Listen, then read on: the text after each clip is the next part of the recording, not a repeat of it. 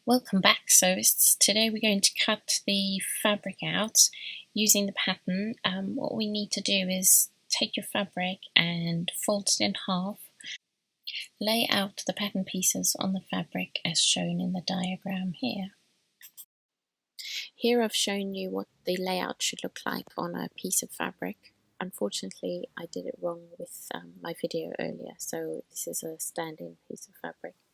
But just to show you how the three strips might lie. Unfortunately, the piece of paper pattern is actually too short, but if you can extend the lines longer. If you've got fabric that's got an obvious top, like my foxes, make sure that the top is on your left-hand side, making sure that the double-headed arrow lines are parallel to the selvages.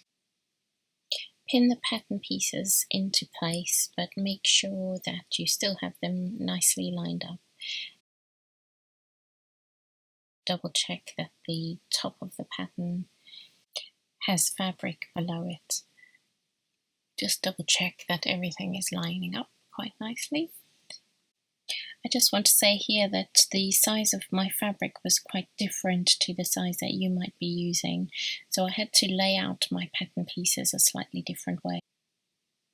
Once you have all your pattern pieces pinned onto the fabric, go ahead and cut them out, following the lines of the pattern.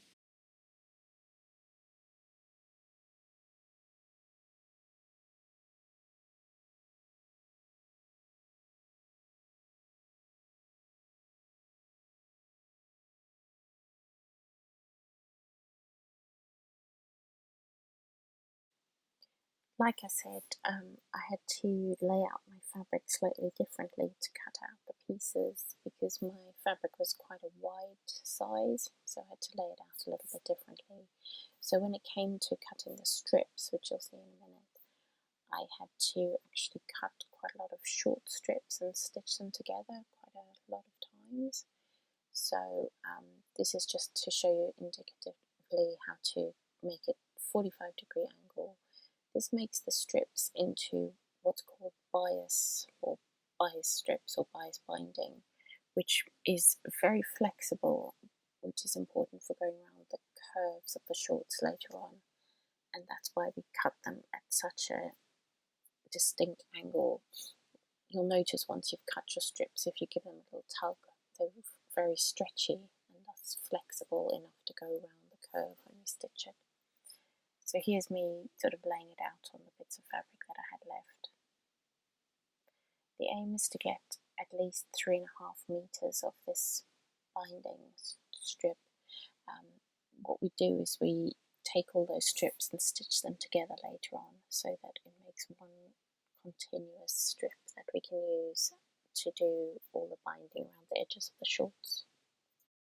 The next step is to take the markings that are on the paper patterns and transpose them onto the actual fabric. Now I'm using my fabric marker pen, which dissolves once you heat it with an iron.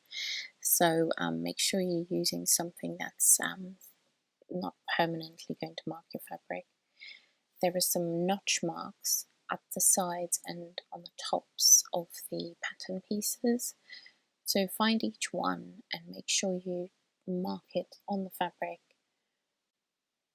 The reason why we use these notches is to match fabric pieces together before pinning and ultimately stitching, so that we make sure that we stitching the two pieces of fabric together in exactly the right place.